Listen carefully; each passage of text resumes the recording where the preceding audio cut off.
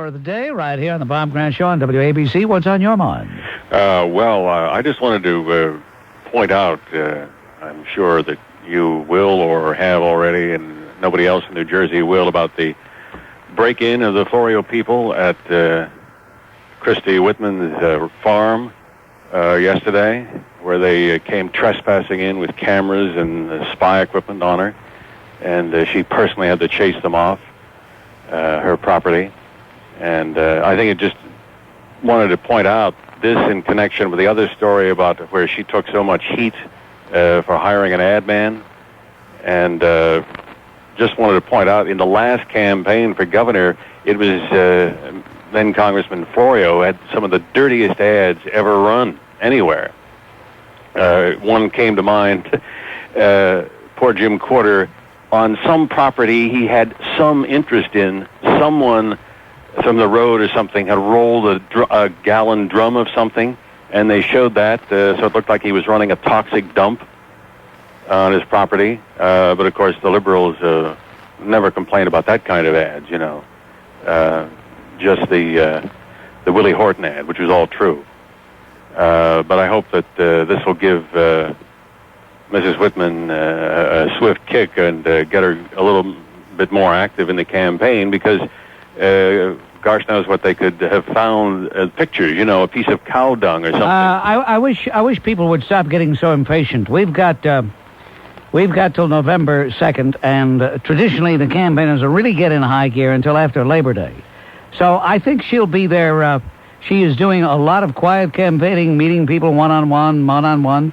So don't worry, she's going to win. She's going to win because the people, there are enough intelligent people in the state of New Jersey to realize that Flim Flam Florio is one of the biggest shams, one of the biggest frauds, one of the biggest fakes, one of the biggest liars, one of the biggest cheats in the history of the state of New Jersey, and that takes in a lot of territory. James, you're on WABC. Hello. Good afternoon, Bob. My call deals with Betty Lou Ebron, Daily News columnist. I wish the hell she'd find a country and get the heck out of here. Well, you must be referring to, as I call her, Miss Sensitivity. You know, in the last week of June on Channel 13, Miss Sensitivity, Betty Lou Ebron, said, "Let's move on. Most people aren't interested in Crown Heights."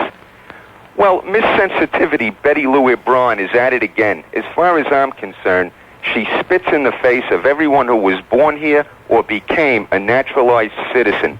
She's very insulted because the Giuliani campaign prefers voters to be citizens. And she claims it's outrageous for Giuliani's campaign to want lists of recently naturalized citizens in an attempt to screen out a few non-citizens. Well, we know what happened in 1989.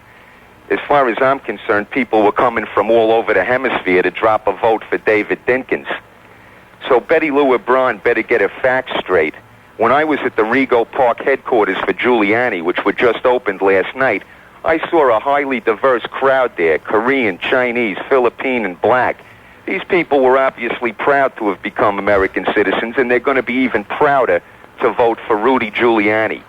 So, in conclusion, the Daily News is best used as fish wrap. Thank you. Yeah, but not when my column appears. Thank you. All right, Lyle, you're on WABC, and hello. Yes, Bob, I was wondering, if Roy Innis was still in the Democratic primary, and if he is, how come he's not getting any coverage? So I believe this is the only man capable of holding New York City together. On WABC, we're forging ahead, and David checks in right now. Hello, David. Good afternoon, Bob, and welcome back. And congratulations to John Manelli for extending your contract. You are the greatest talk show host this side of the country. I don't know if you're aware that while you were away, Gary Frank, the congressman from Connecticut who's on the Congressional Black Caucus, they told him that he could have lunch with them, but he could no longer sit in on them while they were voting, simply because he refuses to march in lockstep with their far-out ideology. Well, the fact of the matter is, when they use these phony titles like Congressional Black Caucus, what they really mean is a Congressional Democrat Caucus. Mm-hmm. It's like a guy who publishes a newspaper in New Jersey and has the audacity to call it the the Italian-American News Tribune or something like that, when really it's a Democrat paper. The fact of the matter is, Gary Frank is black, but he's committed a great sin in the eyes of Mfume and the rest of those America haters. He's a Republican. So you see, that exposes them for big hypocrites that they are. Oh, absolutely. And to show what hypocrites they are, if this were a racial situation where the caucus was all white and Gary Frank were the only black, and they had done this to him, why the ACLU and Fume and Jesse and all these other clowns, I mean, you'd have thought that God had kicked someone out of heaven. Yep.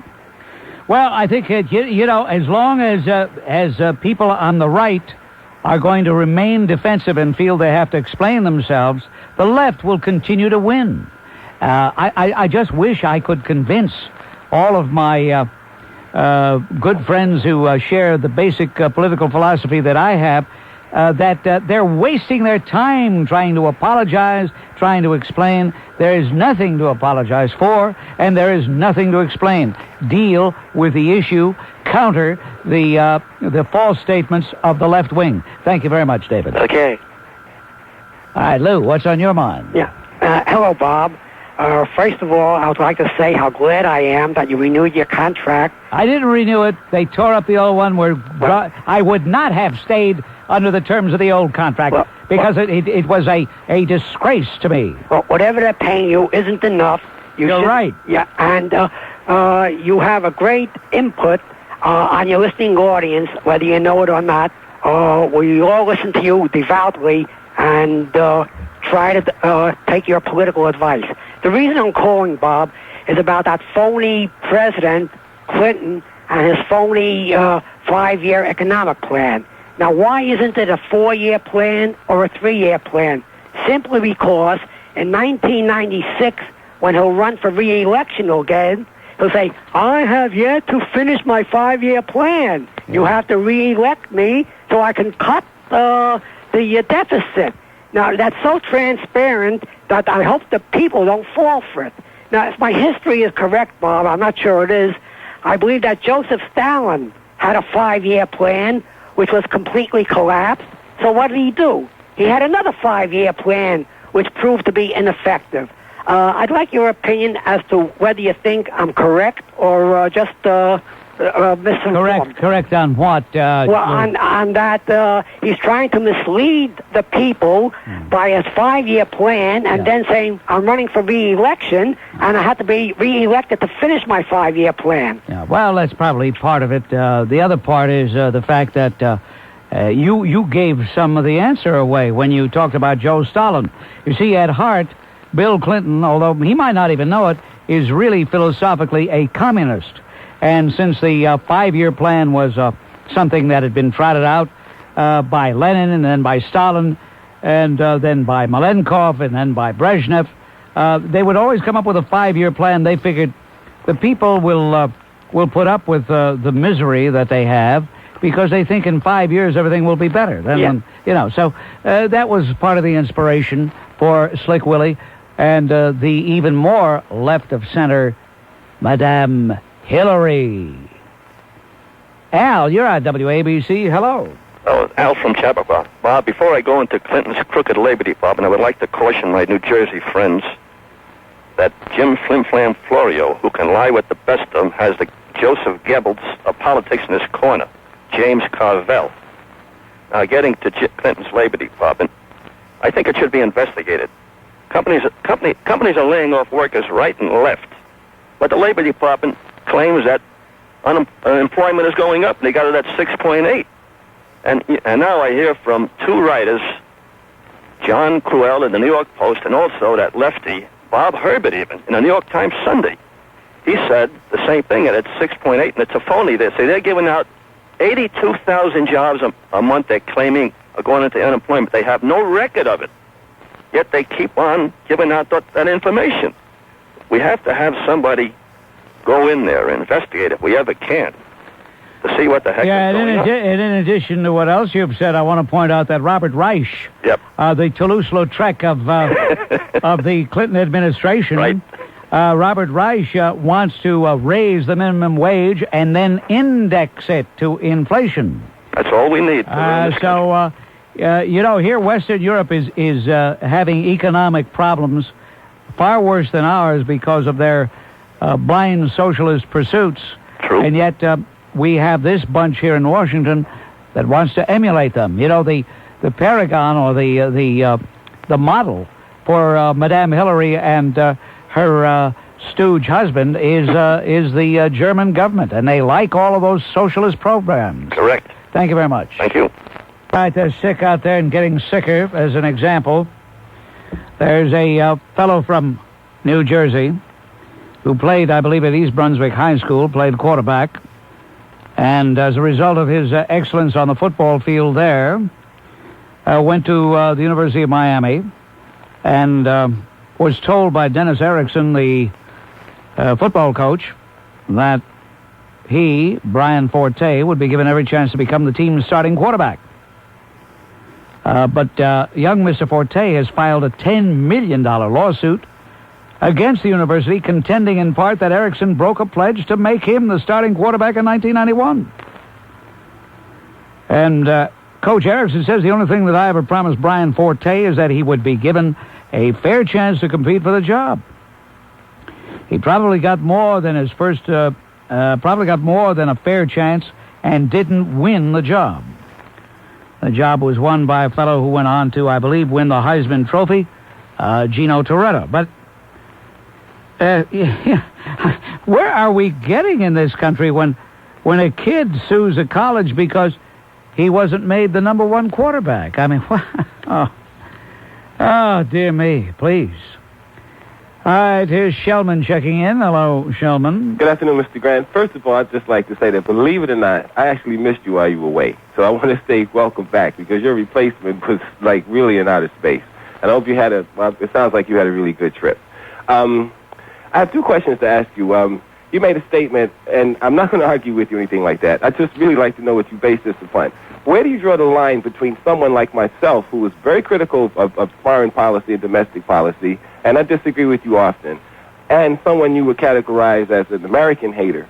And two, you made the statement that deep down at heart that President Clinton was a communist. I thought I was listening to Joe McCarthy there for a second. What do you base that upon? Well, I base that upon his approach to government. I base that upon his belief that the government should control all vestiges of our lives, and this is part and parcel of the communist philosophy. And even though communism has failed on the world stage, and even though there is no Communist Party to speak of, and even though Bill Clinton has never joined the Communist Party, philosophically, I believe that he would be more in tune with communism than he is with what I believe is a different form of government. I just find that an incredible statement. But I don't care if you find it incredible. Yes, I didn't sir. say he was a communist. I didn't say he was a member of the Communist Party. No, I know you didn't. All say right, that. if you know I didn't say it, what are you asking for? No, I just want to know. All right, get off my phone, you jerk. He missed me. Too bad. Jerry, you're on WABC. Hello. How are you? Good afternoon. Thank you for... I'm supposed to be impressed. You know what? Guys like him annoy. You know, the way he's so condescending. There he was, Shellman, and he thought I was going to be absolutely bowled over by the fact he said, even though you're not going to believe it, I know you're going to find it hard to believe, but I missed you. See that? Yeah, okay, Jerry, You what's never on know your mind? where affection comes from, Bob. Yeah. At any rate, you have the ability to articulate what so many of us feel. So therefore, if you were to jump into that quagmire called politics, it would be a loss to mankind. I speak of the metropolitan area. Does anybody understand or have any reason why this, getting over to tuberculosis, why this thing is burgeoning? Because these subhumanoids that come here, that don't seek proper treatment, are not inoculated, and that is one of the reasons why. To move on to another consideration, the asbestos problem in the city of New York schools. Who cares? These people wanted a one-party system. They're facing the fruits. That's just too damn bad. everybody's pointing fingers in each and every other direction. Just tough. And in closing, I'd like to make a reference to the liberal enclave in the Upper West Side, to my yeshiva bucha buddies up there. Stop voting the liberal line. Your hand is not going to fall off if you vote for Rudy Giuliani. And that's basically it, Bob. I mean, I'm frustrated because someone only had one life to give. I only have one vote to give.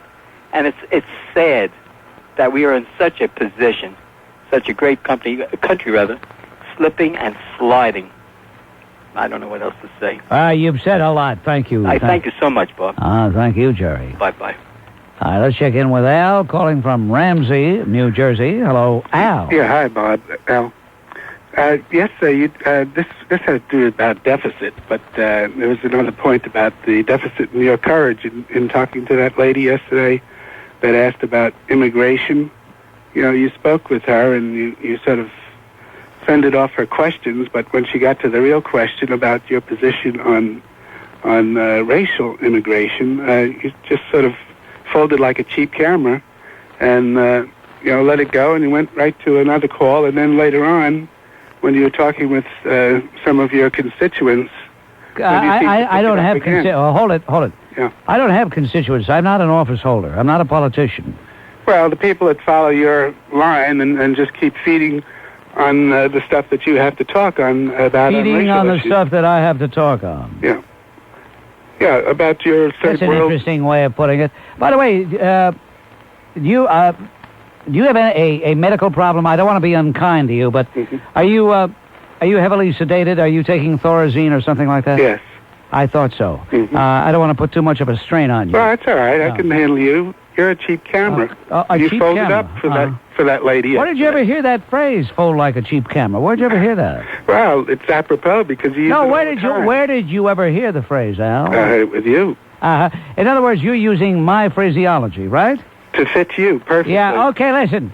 Tell you what, get your own glossary, you creep. Sound like he was going to pass out any second. Give him some more Thorazine, that zombie. All right, Henry, what's on your mind? Okay, Bob, I want to congratulate you on your new contract. But I very especially want to thank you for your unwavering attack on Governor Florio. He's made New Jersey an economic slave state. Bradley, who only visits New Jersey when he wants re-election. Bradley also has been writing all our tax laws for almost a decade. He allowed all our present tax mess and all the loopholes. En masse, what I'd like to do is display empty flagpoles outside. I want to have some kind of a symbol. I personally think we should send in American flags to protest our loss of freedoms. Our colonists fought to remove us from British tyranny, and now we have this elitist group who thinks that the money bloom was on the trees forever. I don't know what country we're paying taxes to. I don't know what the gods of Congress and the House are designating for a new flag for our tax state. Do we fly the Confederate flag with the motto slavery for all taxpayers? Just like some opinions and other people to help join me fight this mess. Well, you've got a big battle in the state of New Jersey. It's a two. We can deliver a 1-2 punch. Punch number one, get Flim Flam Florio out of there and make New Jersey Florio free in '93. Right. And part two, of course, is to punish, justifiably punish Frank Lausenberg, who is every bit as much a Flim Flam artist as Flim Flam Florio, in view of the fact that he was such a sneak. He wanted to make sure that the administration could pass the tax grab and yet be seen voting against it. All of a sudden, this ultra-left-wing, big-spending, high-taxing senator, all of a sudden, he votes against a plan that's going to raise the taxes. Too late, Lausenberg! Too late! Thank you. Back to our telephones, and this time, hello to Jim on WABC. Hi, Bob. I wanted to comment about the person you spoke to from Georgia, about family values. The question really is, what are family values? What is your definition of that? And why wouldn't gay rights be subsumed under that concept? Because they're inimical. Gay rights. What the hell are gay rights? Well, what does it mean, gay rights? What does that mean? Well, I agree with you if you're talking about it being some sort of a political thing, but let's look at it more conceptually here. It seems to me that a lot of people are homosexual or bisexual. Not a lot of people. Well, not a lot of people, maybe 2, maybe 3% of the population. Don't say a lot of people. Well, certainly a significant number of people. A lot of you double-gated weirdos have been trying to bob off the 10% figure. I happen to be heterosexual. Oh, you are? Yes. Well, then I am too. I'm heterosexual too. You should hear yourself talk. You say you're heterosexual? Oh, sweets. You're really putting on a good show here, but... I'm not putting on a good show. I'm just showing my revulsion to you. By virtue... You're not even letting me make my point. Well, you go right ahead and make your point, but don't get too close to me. Okay.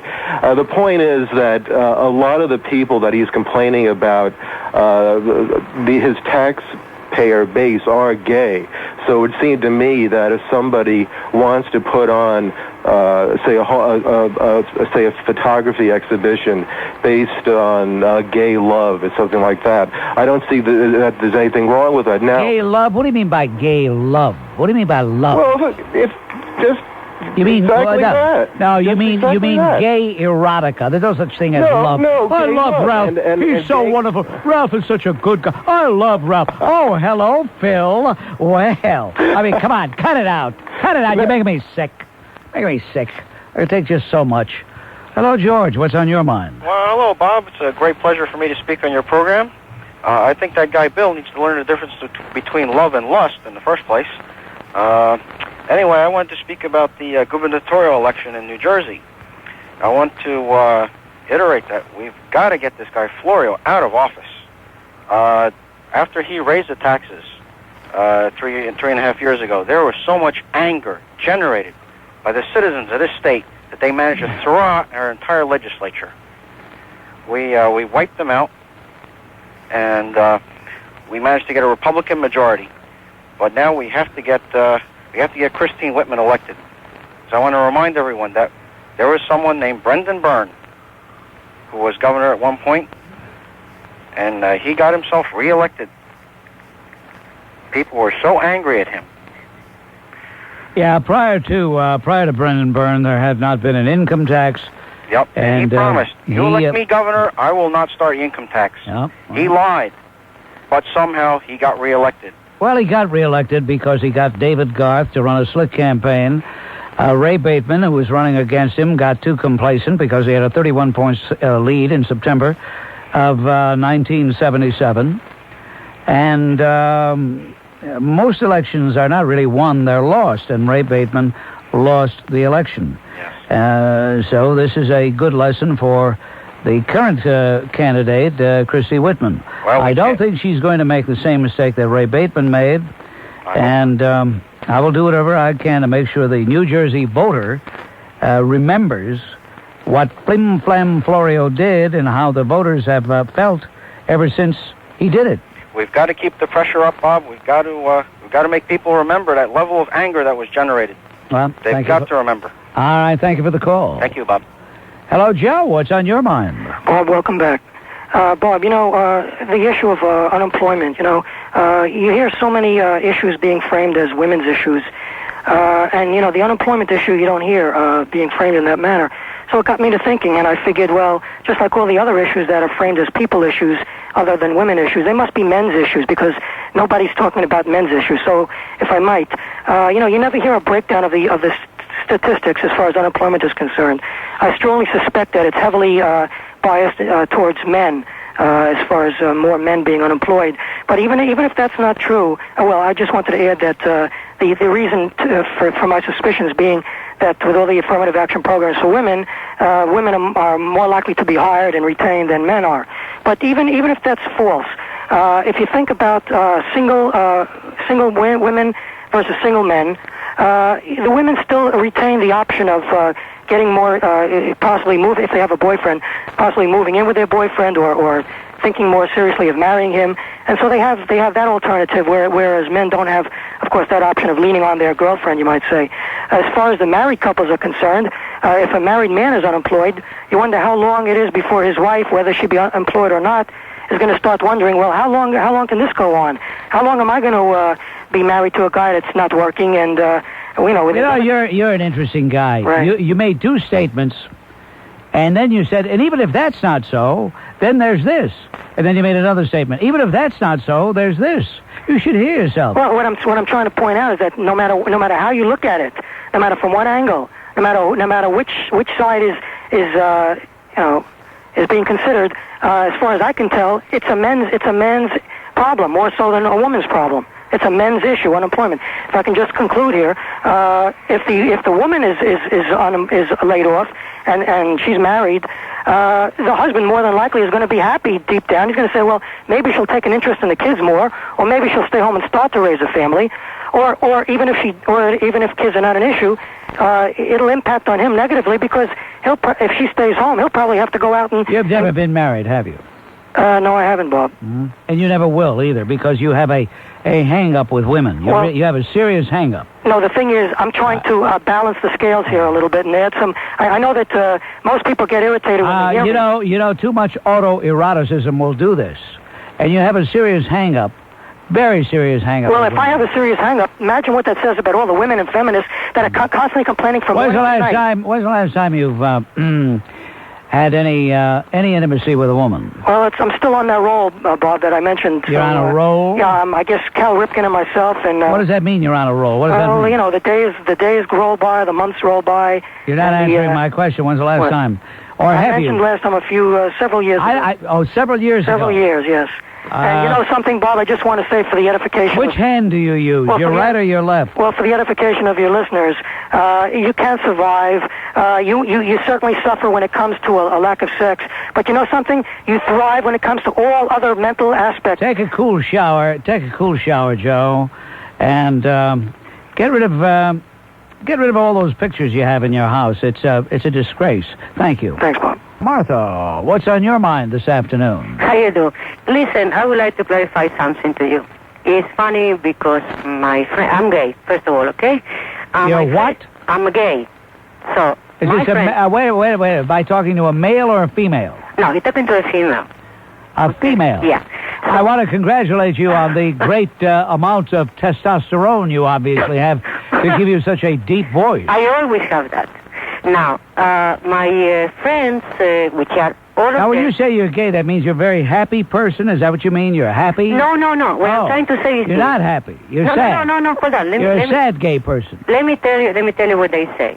What they say? Who's they? They are my stray friends. Your friends? Yes, stray friends. They said, how could you listen Bob Grant every single day? He is against gay life. And I say, you know why? Because he is not offending me. He's talking about the other gays, which I have nothing to do with.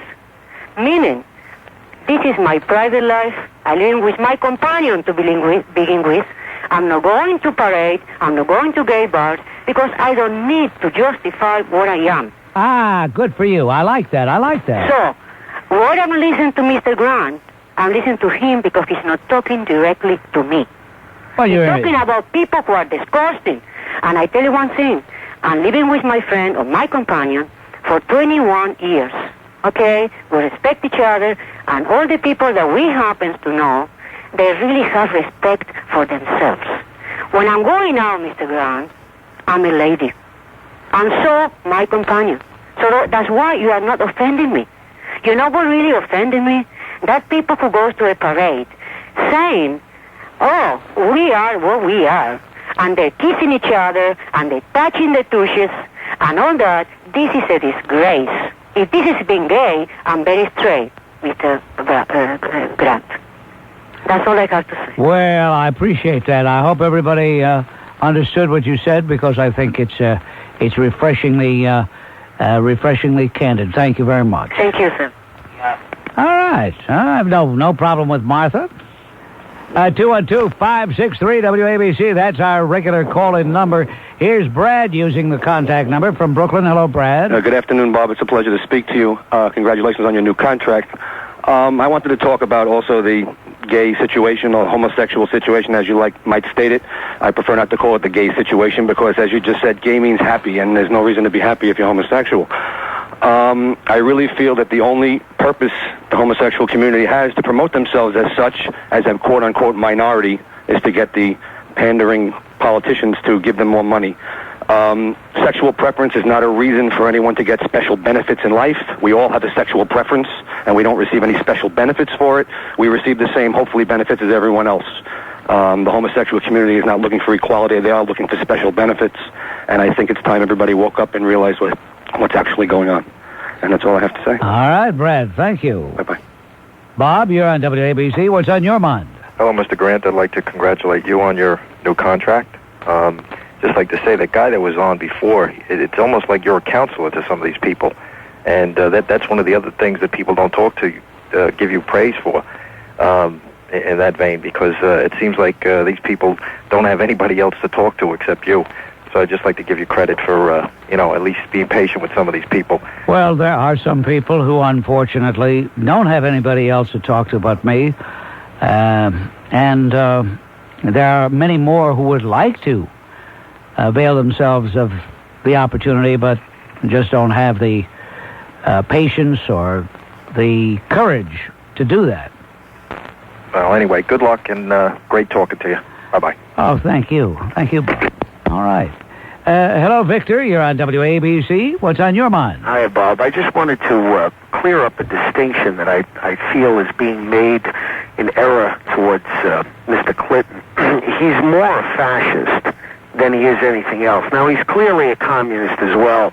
The Communist Manifesto, Section 2, Number 2, recommends a high progressive income tax if you want to get to a full-fledged communism. As George Mitchell said, he was very proud of the fact that this was the most progressive income tax ever passed. So clearly Clinton is a communist. However, fascism is distinctive in the sense that they allow people to hold property in their own name, but they can't control the property.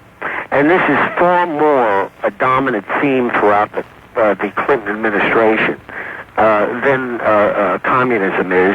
So I think he wins by being a fascist by default because he has more points towards the fascist goal, a la Gore with the environmental movement, etc. So I just wanted to point out that distinction. I think it's important, and very few people understand the fact that of what fascism calls for.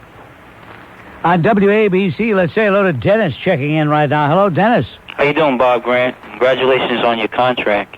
Yeah, thank you, Dennis. What's on your mind, sir? Yes, it's like a double standard over here. How come, what's Mayor Dickens scared of, Roy Innes? How come they don't have debates like they had in the first term when he ran for election? They had like 8 debates on the Democrat before the primary. I mean, what is he scared of? The Kiko Garcia situation, the Crown Heights situation? Why can't he and Roy have debatable debates for the public? I mean, the voters need to know. Well, this is absurd. Well, look, the reason he's not agreeing to debates is he's got nothing to gain by having debates, and possibly he's got a great deal to lose by having debates.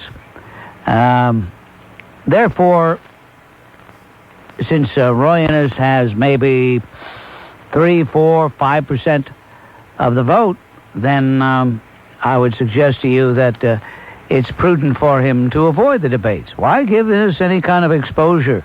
Why get involved in a situation where he could make a serious misstep, make some flap? So it's just shrewd politicking on his part, traditional politicking, to avoid having debates with somebody that's so far behind that you would only elevate him to allow him to share the same platform. I don't blame him for that.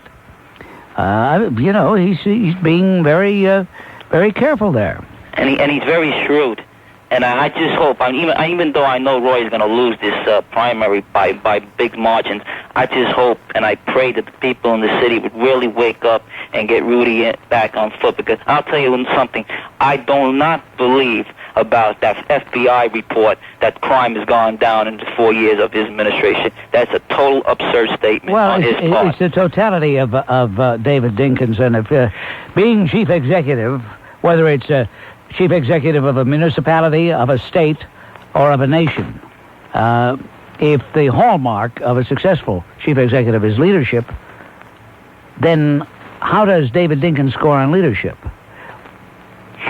He fails miserably. Thank you for the call. Yeah, hi, Bob. George the Atheist. Welcome back. The head toss, Bob, just think of Slick Willie the Manja Man. Get it?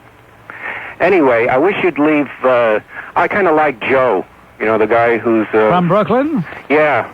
You know, Bob, I know a lot of married men who shave their palms. But I wanted to call about your contract. You know, I got to admire your brilliant tactical move with the countdown, but I can't believe the dopes who used to call you up and say, Bob, you're going to leave on December 31st, 1974. No, 74. 94. 94, excuse me. But can you believe it? I mean, where were you going to go? You were going to go...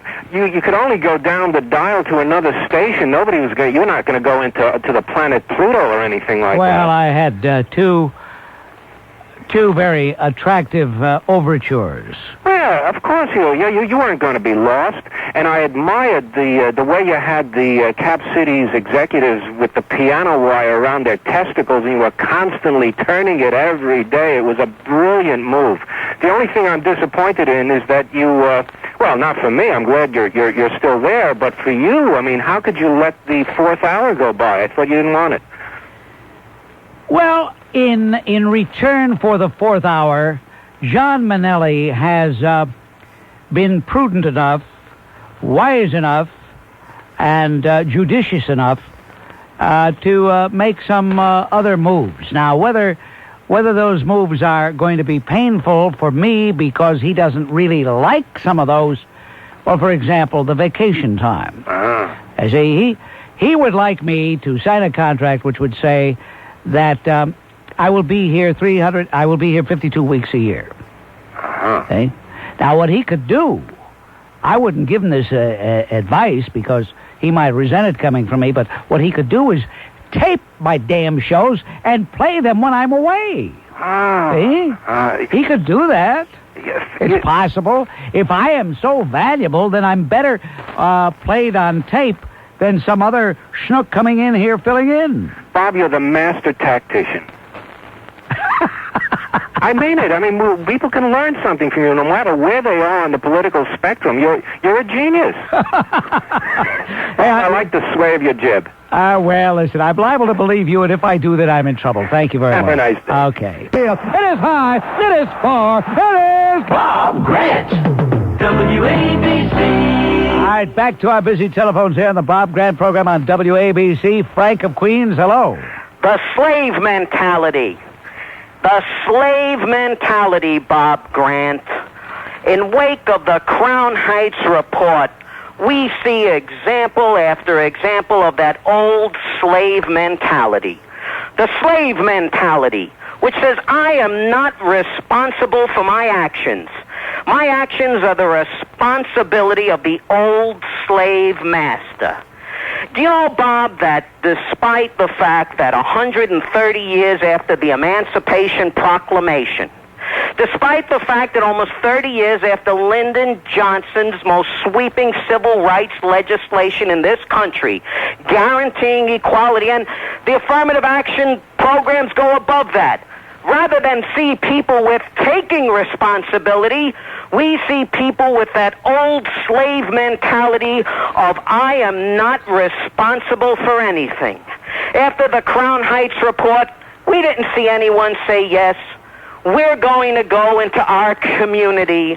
We are going to root out the causes of colored anti-Semitism. We will battle just as righteously the Nazis of color as we do the white skinheads. No, Bob Grant, all we hear are the same old pathetic excuses. I'm no better than a piece of chattel in this country.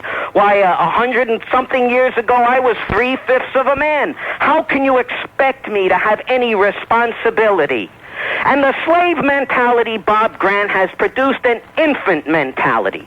For as an infant whines and cries and throws a temper tantrum, each and every one of the riots in this country is an infantile example of people who cannot take any responsibility for their actions People who cannot adjudicate their lives by the laws of this society and go through the proper legal channels to achieve justice.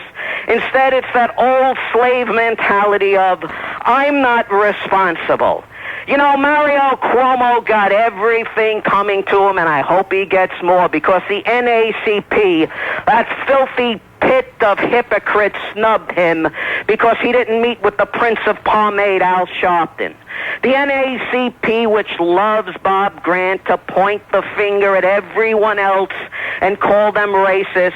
The NACP, which got an innocent man fired from his job for committing the crime of calling the Bob Grant Show and expressing his constitutionally guaranteed right of freedom of speech.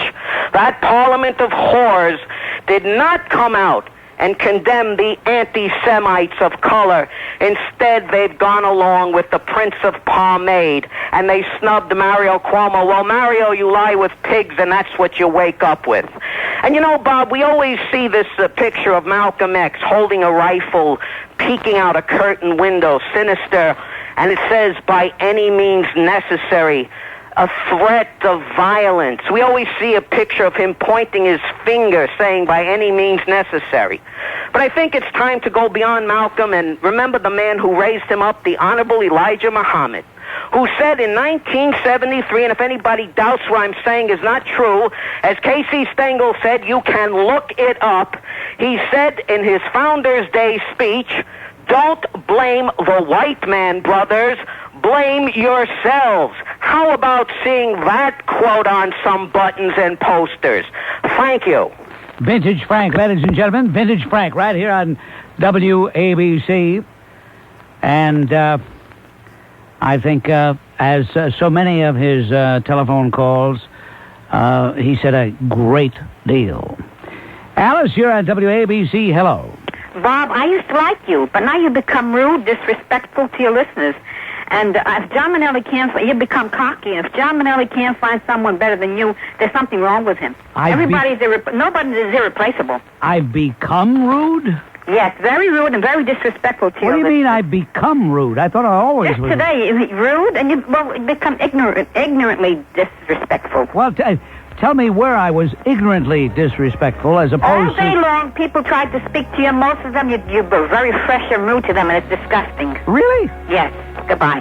But Alice, was I rude and fresh? Oh, she hung up on me. I wonder if that would be considered rude and disrespectful. Well, at any rate, I'll have to think about what Alice said. I want to cancel all my plans tonight. The dinner I was to attend and the theater afterwards, cancel it. I want to go home and contemplate what Alice said. Let me think about it. Good. Now I know I will have a full evening. Nobody's saying you can't come in here. What they're saying in Cobbs County is we are not going to follow the same policies as neighboring Fulton County. So what's the matter with you? What's the matter with me? Yeah, what's the matter with you? I was just asking the question if we couldn't have a little bit more dialogue and people talking to one another instead of getting their backs up against the wall and getting other people's backs up against. Well, that's somewhat of a Pollyanna attitude. You know, it sounds great. Common ground. The term. How do you have common ground when one group says you must give us special rights, and the other group says we don't think you're entitled to special rights. Equal rights, yes, but special rights, no. I wasn't able to. Maybe I missed exactly what special rights they were talking about. Yeah. Well, that's the problem you have because you weren't in tune with this program throughout its entirety today. You see, you missed it. Well, maybe you could illuminate me and some of the other listeners. All right, we'll have an illumination meeting right after the program. On WABC, there's a sanctimonious left-wing slime ball, if there ever was one. Mike, you're on WABC. Hello. Hello, Bob Grant. God bless you and John Manelli Gendon, I say first. Hey, Manelli, hear that? They're linking you with me. You've made it. To that woman who was just on the phone, there is no common ground. We've given an inch, they've taken a mile. This is the approach that the left wing uses. When they say common ground, what they really mean is do it our way. That's what they mean. Well, that's correct, Bob. And you know, the Marxist lowlife who's sitting in a White House right now, this is the greatest thing that could have happened to America. Because these people were working subversively below ground before. And a lot of hardworking American people didn't have time to dig into the facts to find out what these lowlifes were doing all along. Now it's come to the forefront. It's on the front page of the newspapers. We're beginning to see it in the debates in Congress. People are seeing what was really going on all along underground, and the American people are going to come forth with a backlash. And we're beginning to see that right now, Bob. In Arizona, there's a recall of this Deacon Cini. This is one of these creeps who turned his vote around after saying that he wouldn't vote for the tax rate. He, in turn, said that he would vote for the tax rate. We've got 9 out of 10 American voters who called in on the CNN program after the president asked us to call in, and we all did, and everyone said they were against this tax rate. Pete Wilson, the governor of California, pushing for tough immigration laws to take these people off the dole. We're seeing it in Crown Heights.